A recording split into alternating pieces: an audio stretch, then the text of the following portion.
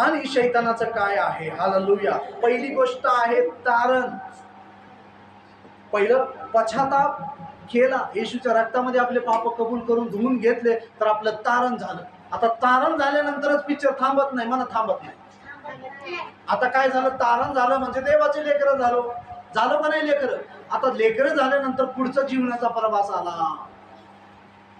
तारण झालं, आपले पाप क्षमा झाले, आपण केलेले डाकू होतो, गुंड होतो, सगळं आपलं क्षमा झालं, येशूच्या रक्तामध्ये धुतलं गेलं.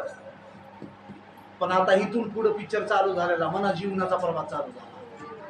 आता येशू मध्ये नवीन सृष्टी झालं. दुसरी क्रांतिकारास पत्र 5वा अध्याय आणि 17व वचन म्हणते की आता जुनं ते होऊन गेलं, आता प्रभू मध्ये तुम्ही नवीन आहात. मना नवीन आहे. आता छातीवर हात ठेवून म्हणा मी नवीन आहे. एक महिना पुण्याला जाऊन बसते, मी नवीन आहे. बघा नवीन सृष्टी. मग जुनीच आहे की एक महिना आपण की त्याची इच्छा माहीतच नाही, मग आपण जुनी सृष्टी आहोत. 2 महिने येत नाही, जुनी सृष्टी आहे.